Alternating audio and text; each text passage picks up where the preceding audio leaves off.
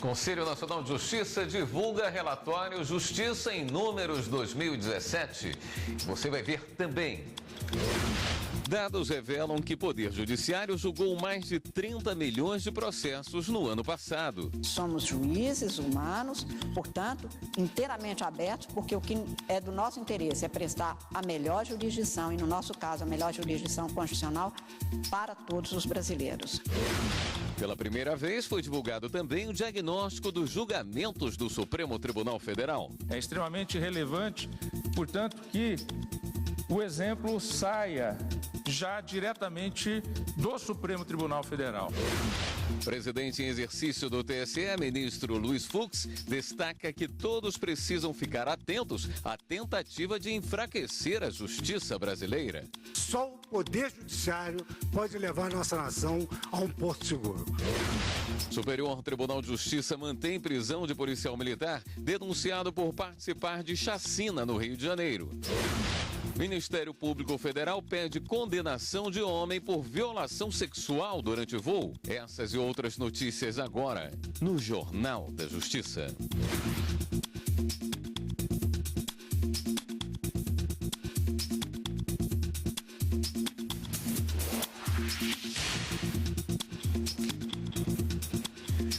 Boa noite. A ministra Carmen Lúcia abriu nesta segunda-feira a reunião preparatória para o 11º Encontro Nacional do Poder Judiciário. No encontro, são definidas as metas para 2018 com o objetivo de melhorar os serviços prestados pelos tribunais de todo o país. Durante a reunião foi apresentado o relatório Justiça em Números 2017, elaborado pelo Conselho Nacional de Justiça. Segundo o relatório Justiça em Números 2017, apresentado pela presidente do Supremo Tribunal Federal e do Conselho Nacional de Justiça, ministra Carmen Lúcia, o Brasil fechou o ano passado com quase 80 milhões de processos pendentes de julgamento.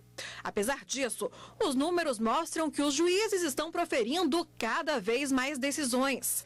Cada magistrado solucionou, em média, 1.749 processos, o que equivale a mais de 7 ações resolvidas por dia.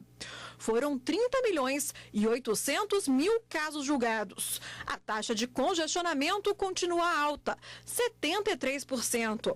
Isso quer dizer que foram solucionados só 27% de todos os processos. Muitas vezes se critica o Poder Judiciário, e acho que posso dizer em nome, pelo menos, dos meus colegas do Supremo, mas de uma forma geral, também nós, juízes, não estamos satisfeitos com o desempenho do Poder Judiciário. A gente queria estar julgando a cada semana os processos que entram naquela semana. Mas é certo que a demanda que nós temos, o número de juízes que temos e, principalmente, a legislação que permite que os processos não se acabem, não possam transitar em julgadas as decisões, numa primeira ou até numa segunda decisão, faz com que haja postergação e muitas vezes isso não é perfeitamente compreendido. O ministro Dias Toffoli, vice-presidente do STF e do CNJ, destacou que este ano, pela primeira vez, também foi realizado um diagnóstico do Supremo Tribunal Federal. É o Supremo em ação.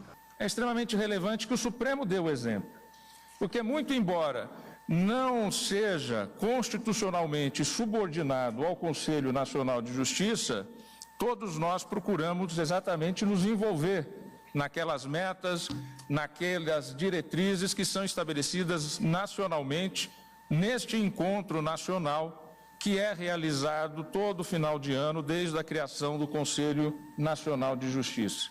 É extremamente relevante, portanto, que o exemplo saia já diretamente do Supremo Tribunal Federal. Nós não conseguimos encontrar nem na América Latina, nem na Europa, nem na América do Norte, um tribunal que se mostrasse de maneira tão aberta, com todos os dados, para as críticas, sim, porque haverá de ter as críticas, e isso faz parte de uma democracia. Somos juízes humanos, portanto, inteiramente abertos, porque o que é do nosso interesse é prestar a melhor jurisdição, e no nosso caso, a melhor jurisdição constitucional para todos os brasileiros. Os dados mostram ainda que de cada 100 processos solucionados, 12 foram resolvidos por meio de um acordo entre as partes. A diretora técnica do Departamento de Pesquisas Judiciárias do CNJ destacou que há 4 anos seguidos o número de recursos vem caindo, tanto na primeira quanto na segunda instância. Apenas 11% das decisões de primeiro grau sofreram recurso e foram ao segundo grau. Então, não é um volume tão alto assim. Agora, do segundo grau para os tribunais superiores, o índice é um pouco maior, 29% dos processos que foram decididos no segundo grau e subiram ou para o STJ, ou para o TST, ou o TSE. O trâmite processual é formado por 2 etapas. A de conhecimento, quando o juiz toma contato com os fatos por meio de provas e testemunhas, e a de execução, quando a sentença é cumprida.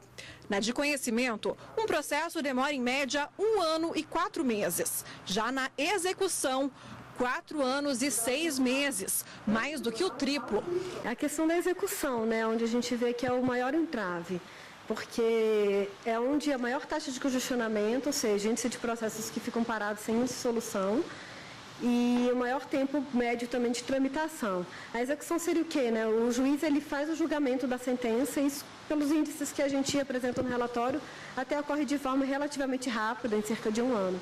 Mas depois que a sentença é realizada, a decisão é tomada, por exemplo, para fazer um devedor pagar sua dívida, essa parte é a parte que mais demora na justiça. Às vezes você não localiza o devedor, e existem inúmeras razões para que isso não aconteça. Já a despesa média com o magistrado é de R$ 47 mil por mês. Esse valor, ele não é um valor que o magistrado recebe, sim um valor que o judiciário gastou com o magistrado. Ou seja, tem os encargos sociais, o INSS, passagem aérea, que ele não recebeu esse valor, foi um custo do judiciário para fazer um deslocamento, diária, passagem. A ministra Carmen Lúcia ressaltou que os dados servem de referência para a fixação de metas. A partir dos dados apresentados, sejam então definidas as políticas públicas para a sequência dos trabalhos do Poder Judiciário no ano de 2018. O presidente em exercício do TSE, ministro Luiz Fux, destacou que o judiciário precisa ficar atento às tentativas de enfraquecer o juiz e a justiça brasileira. Só o Poder Judiciário pode levar nossa nação a um porto seguro. Superior Tribunal de Justiça afasta a cobertura de seguro veicular para motorista que causou acidente dirigindo embriagado. O entendimento confirmou o acórdão do Tribunal de Justiça do Espírito Santo, que considerou legal a exclusão de cobertura do seguro ao motorista. Isso porque dirigir sob efeito de álcool é um dos motivos que pode tirar a responsabilidade da seguradora de pagar a apólice. No caso julgado, o motorista embriagado avançou o sinal vermelho, invadiu a contramão e atingiu o motociclista que faleceu no hospital. A família da vítima moveu a ação de indenização e buscou também condenação solidária da seguradora, alegando que a cobertura para terceiros não poderia ser excluída, pois é regida pelas regras da responsabilidade civil. No voto, que foi acompanhado pela maioria do colegiado, a ministra Nancy Andrighi destacou que as seguradoras devem garantir o pagamento a terceiros por danos causados pelo segurado, de acordo com o Código Civil de 2002. Mas ressaltou que a interpretação deve considerar o artigo 767 do mesmo Código, que diz que o segurado perde o direito à garantia se agravar intencionalmente o risco de acidente, como é o caso da embriaguez ao volante. O agravo intencional é aquela questão que eu sei que não é quase que uma culpa consciente. Eu sei que eu não posso fazer, então eu vou e faço. Então, por exemplo, embriaguez é um exemplo típico disso. Eu sei que eu não posso beber, eu vou dirigindo, lógico, dirijo, efetivamente, eu estou agravando o risco. Por que a gente coloca que agrava o risco, é um agravo intencional?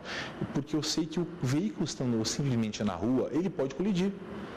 Pode acontecer fatos, pode uma criança entrar na frente do carro, um sinal fechar de repente, pode acontecer. Só que a partir do momento que você agrava esse risco, eu efetivamente estou tendo um dos pontos de que o seguro não é pago. A Justiça do Trabalho condenou a KPS Tecnologia Elétrica e a construtora Odebrecht a indenizar um eletricista que contraiu malária quando prestava serviços em Angola. O trabalhador, dispensado logo após retornar ao Brasil, receberá a indenização correspondente à estabilidade provisória. O trabalhador entrou na justiça alegando que não poderia ser dispensado porque teria direito à estabilidade no emprego, uma vez que contraiu a doença no local de trabalho, e pediu o pagamento de indenização equivalente aos salários que deveria ter recebido durante o período estabilitário. A ação foi julgada improcedente em primeira e segunda instâncias, que levaram em conta o fato de o trabalho exercido pelo eletricista não ter sido a causa do contato direto com o vetor da malária, uma doença endêmica em Angola, e também o tempo de afastamento do serviço, que nem chegou a completar 15 dias consecutivos. O trabalhador recorreu ao Tribunal Superior do Trabalho, insistindo na tese de que foi acometido por doença ocupacional, e o recurso foi aceito pela terceira turma. O relator, ministro Maurício Godinho Delgado, assinalou que para a concessão da estabilidade provisória, nesse caso, não é necessária a ocorrência de afastamento superior a 15 dias. O ministro lembrou ainda que a legislação da Previdência Social considera a malária como uma das doenças infecciosas e parasitárias relacionadas com o trabalho. Desta forma, as empresas foram condenadas ao pagamento de indenização, calculada desde a data da dispensa do eletricista até o fim do período da estabilidade provisória acidentária. A decisão foi unânime. A União deverá retirar o nome do Estado do Pará dos cadastros federais de inadimplentes em decorrência da não aceitação de prestação de contas apresentadas em convênio firmado com o INCRA. A decisão foi tomada em caráter liminar pelo ministro Marco Aurélio do Supremo Tribunal Federal. Com a inclusão nos cadastros, o Estado ficou impedido de firmar contratos e convênios e de receber transferências voluntárias da União. O ministro Marco Aurélio destacou que a inclusão do Estado nos cadastros poderia resultar na paralisação de serviços públicos essenciais. A liminar será analisada pelos ministros da primeira turma do STF. E você vai ver no próximo bloco do Jornal da Justiça. Superior Tribunal de Justiça mantém prisão de policial militar denunciado por participar de chacina no Rio de Janeiro. A gente volta já já. Comprar um imóvel novo nem sempre é sinônimo de qualidade. Segundo a Secretaria Nacional do Consumidor, por ano são registradas cerca de 15 mil reclamações de defeitos em casa e apartamentos recém-entregues por construtoras. Para exigir reparos, é importante o dono do imóvel ter documentos que comprovem os problemas. O sonho de ter a casa própria se tornou motivo de dor de cabeça para a dona Aparecida. O vitrô é fininho, quando vem chuva forte, chuva de vento, eles racham tudo no meio, aí molha tudo o apartamento, alaga os apartamentos. Não é só aqui, o azulejo rachou todinho, começou a soltar, só caindo de um por um, foi saindo. E o problema não foi só no apartamento dela. Segundo os moradores do condomínio Riacho Fundo 2, no Distrito Federal, todos os 130 apartamentos foram entregues com defeitos. Estava caindo, tudo estufado. Não sabe que fica inchado? Parece que estava inchado. E a cozinha lá do quarto, um barulheiro. Assim, meu Deus, sabe? O pessoal de cima não. Os azulejos caíram todos no chão. Nas áreas comuns, as paredes e o piso racharam em menos de 2 meses de uso e a churrasqueira foi entregue sem grade de proteção. Segundo o subsíndico, a construtora fez reparo nos apartamentos que apresentaram problemas, mas nas áreas comuns, não.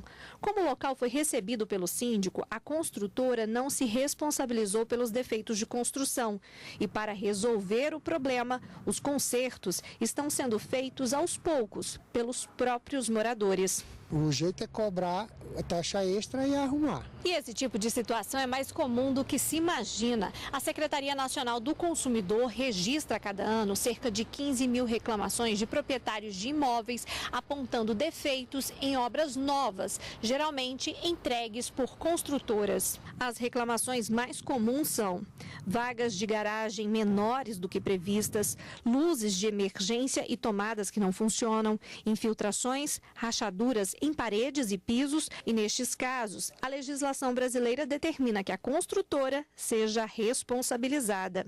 A responsabilidade é sempre do causador do dano.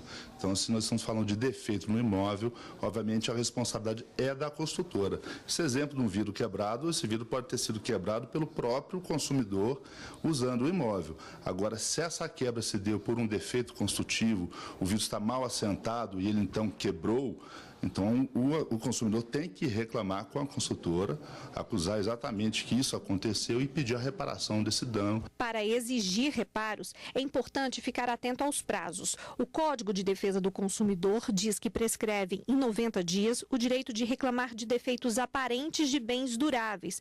No caso dos imóveis, por exemplo, portas e janelas quebradas, paredes mal pintadas, rachaduras e infiltrações. Defeitos estruturais relacionados à solidez e segurança do imóvel são tratados no artigo 618 do Código Civil, que determina prazo de até 180 dias para solicitar conserto com a construtora.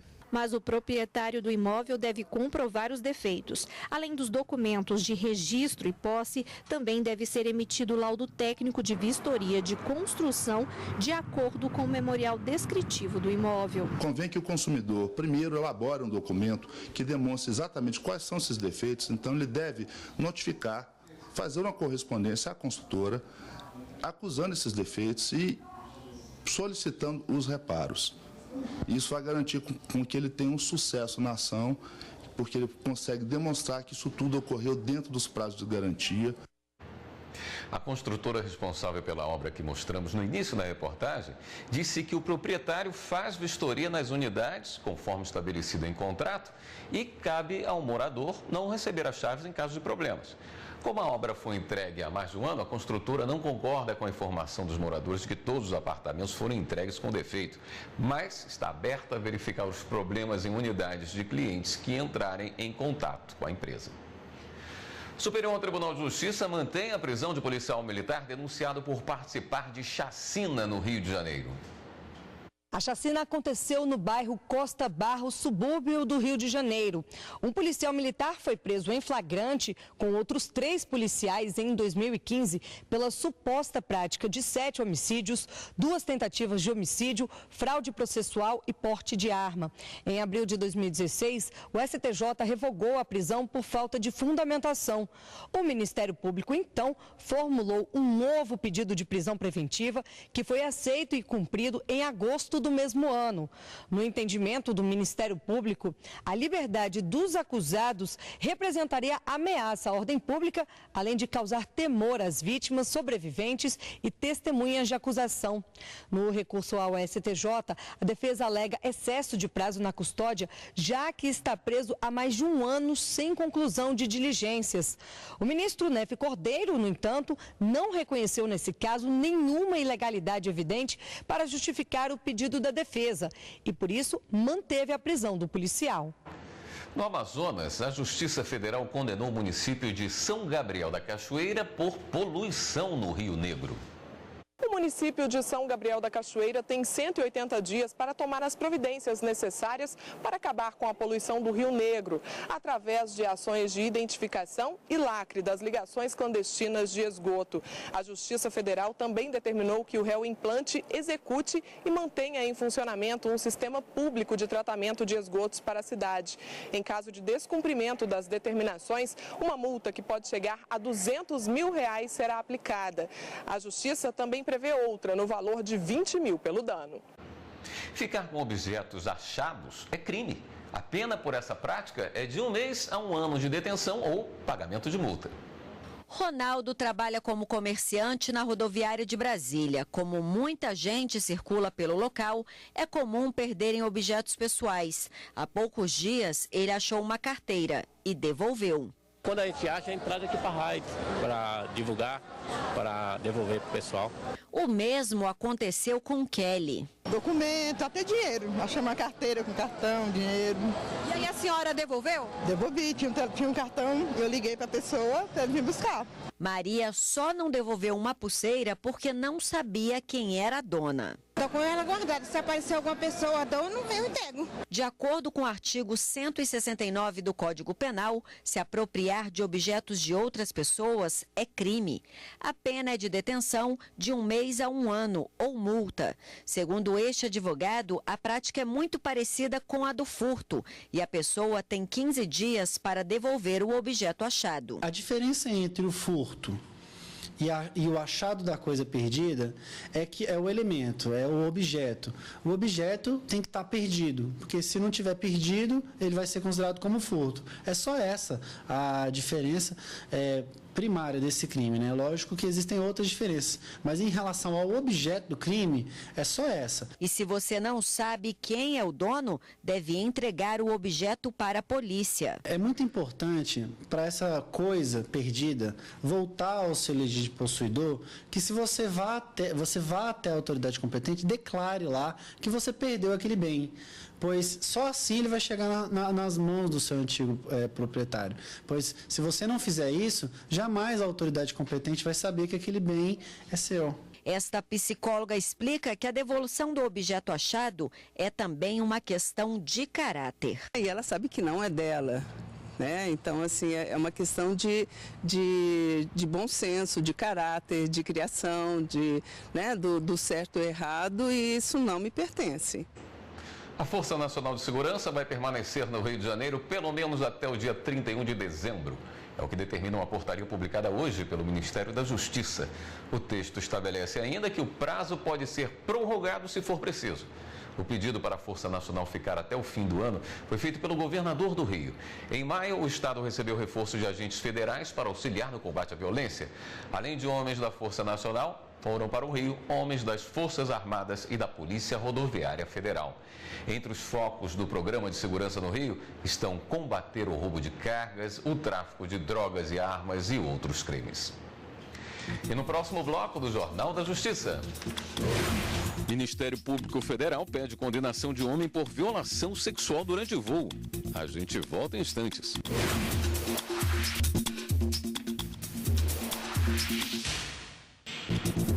O Ministério Público Federal de São Paulo pede à Justiça a condenação de um homem por violação sexual durante um voo. O caso aconteceu em 2015 em uma viagem com escala no aeroporto de Congonhas e acabou na polícia.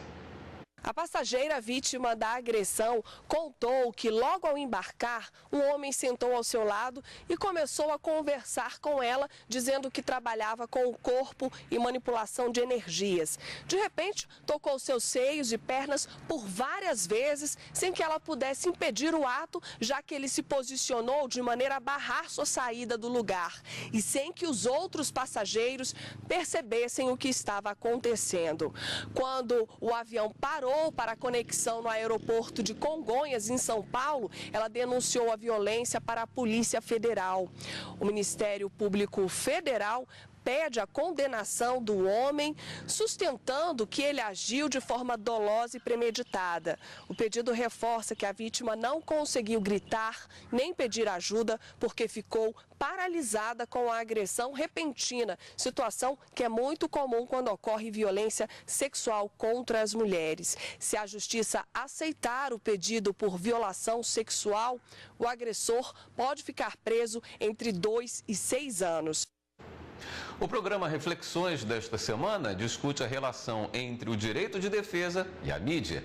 Até que ponto o direito de defesa se confunde com a tentativa de atrasar o cumprimento de uma sentença?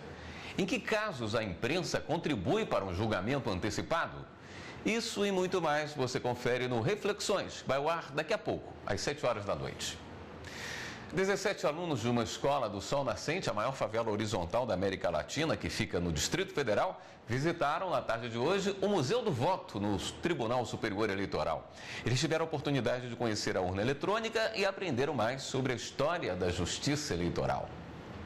O que será que mais chamou a atenção na visita? A urna eletrônica. Realmente, a urna sempre é a estrela das visitas guiadas ao Museu do Voto, no Tribunal Superior Eleitoral. Os alunos do Centro de Ensino Fundamental 27, do Sol Nascente, em Ceilândia, viram a exposição sobre os 20 anos do equipamento e também conheceram a história da justiça eleitoral e das eleições no Brasil. Trazer crianças é especialmente importante, porque elas é que vão participar das eleições daqui para frente e elas têm que ter esse contato, elas têm que aprender, elas têm que conhecer para que serve a justiça eleitoral, para valorizar o trabalho da justiça eleitoral. Eles vão levar essa informação também para os pais, que muitas vezes não têm esse acesso aqui. Tirar todas as suas dúvidas e chegar em casa e comentar, falar, explicar, e principalmente da importância da questão do voto. A visita já deu resultado. Maria Eduarda não vê a hora de fazer 16 anos para poder votar. Vou, com certeza. Para ver se eu voto em pessoa certa, para ver se eu melhoro o meu Brasil. O Jornal da Justiça fica por aqui. Outras notícias do Judiciário você acompanha amanhã, 13h, no Jornal da Justiça, primeira edição. Uma boa noite para você e continue aqui na TV Justiça.